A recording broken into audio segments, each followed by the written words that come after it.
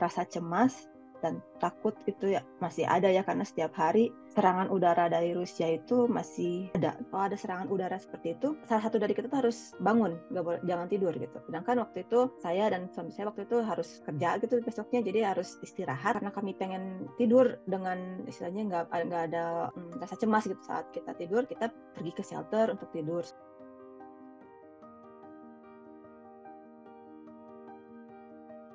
Salam Dewa Dua Layar bersama saya Ayu Purwaningsih. Setelah 2 tahun serangan Rusia ke Ukraina, kita akan melihat bagaimana situasi di sana, khususnya warga negara Indonesia yang bertahan di Ukraina. Bersama kita sudah ada Pepi Aprianti Utami. Pepi bisa cerita nggak bagaimana situasinya sekarang saat ini? Saya tinggal di Kiev, situasinya di sini cukup aman. Saya nggak ada halangan sama sekali untuk kembali bekerja, beraktivitas seperti sebelum perang.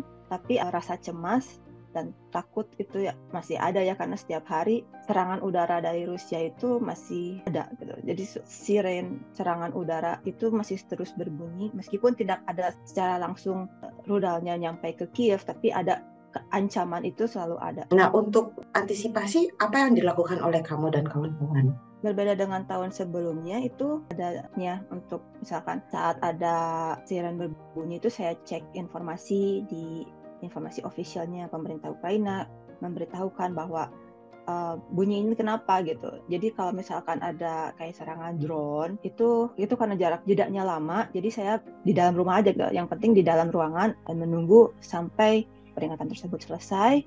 Dan kalau misalkan peringatannya ada kayak take off pesawat tempur kayak gitu yang membawa rudal yang ancamannya seperti itu, biasanya saya siap-siap untuk pergi ke shelter seperti itu, karena ada kemungkinan itu akan ada serangan yang besar-besaran. Dan ya saat itu pernah ada serangan ke Kiev, yang serangan secara besar-besaran itu nggak jauh lokasinya dari tempat saya tinggal, itu terkena impact-nya gitu. Jadi untungnya saat itu karena saya mendapatkan informasi tersebut dari ya aplikasi dari pemerintah Ukraina. Sebelum itu terjadi, saya udah siap pergi ke shelter saat itu, dan ternyata benar memang selama semalam itu Kiev dibom secara besar-besaran. Itu berarti kamu sekarang di rumah ada tas yang langsung bisa dibawa kalau misalnya ada Ya, udah itu tas nyiapkan. itu berbedanya dengan tas darurat ini ya, tas darurat yang sebelumnya itu, yang misalkan tahun sebelumnya kan itu saya siapkan untuk relokasi ke luar kota gitu kan, lebih banyak tapi berbeda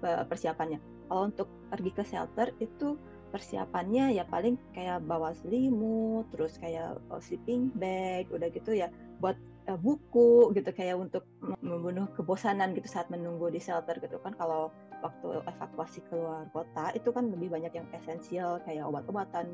Karena di shelter sudah disiapkan juga seperti obat-obatan, makanan ya. Ya di sana udah siap, listrik ada gitu kan, bisa masak, matras ada gitu. Tapi ya saya bawa sleeping bag sendiri. Jadi kamu udah pernah ke shelter berapa kali? Saya juga lupa, mungkin karena Sering. sering. Jadi gini Mbak, kalau misalkan saya ke shelter itu karena saya nggak bisa tidur di rumah. Jadi misalkan ada serangan udara itu tengah malam gitu kan, tulisan keluarga kami gitu ya. Kalau ada serangan udara seperti itu, salah satu dari kita tuh harus bangun, jangan tidur gitu. Sedangkan waktu itu saya dan suami saya waktu itu harus kerja gitu besoknya, jadi harus istirahat. Sudah begadang malam sebelumnya karena kami pengen tidur dengan istilahnya nggak ada rasa cemas gitu. Saat kita tidur, kita pergi ke shelter untuk tidur. Dekat rumah kami itu sudah kayak disiapkan buat penduduk sekitar. Jadi misalkan kalau mau istirahat di sana, datang gitu ke sana malam-malam gitu, atau misalkan tapi kalau misalkan kita lagi di daerah yang bukan rumah kita gitu, misalnya lagi di supermarket atau di mall kayak gitu, kita masuk ke shelter yang ya hanya duduk aja gitu, nggak bisa beristirahat atau nggak bisa apa, cuma duduk dan untuk menunggu kayak gitu. Bisa cerita deskripsiin nggak seperti apa? Kebetulan rumah saya dekat dengan klinik kecil, dan di sana ada bawah tanahnya, jadi ada basement gitu, misalnya basement, tapi bukan basement untuk tempat parkir, jadi kayaknya bangunan rumah sakit tapi dia ada lantai bawahnya gitu. Waktu awal invasi udah disediakan oleh pemerintah Ukraina itu kayak matras, terus ya esensial kayak gitu, terus ration udah dibangun seperti untuk tempat untuk berlindung. Kan ini perang belum juga berakhir ya, kenapa Pepi lebih memilih untuk tetap bertahan saja? Awal invasi kan saya harus evakuasi, pergi dari rumah gitu kan, dan tahun kedua ini saya bisa pulang ke rumah, bisa tinggal lagi di rumah sendiri dan juga bisa bekerja lagi gitu. Untuk kepikiran untuk saya harus pergi dari Ukraina itu saya nggak nemu alasan kenapa saya harus pergi dari Ukraina. Maksudnya evakuasi lagi gitu kan. Karena waktu saya memutuskan untuk kembali ke Kiev itu karena saya mengikuti berita bahwa di Kiev itu sekarang tentara Rusia sudah nggak ada gitu kan. Jadi istilahnya lebih aman gitu. Serangan dari tentara Rusia itu udah dinetralisir gitu oleh Ukraina.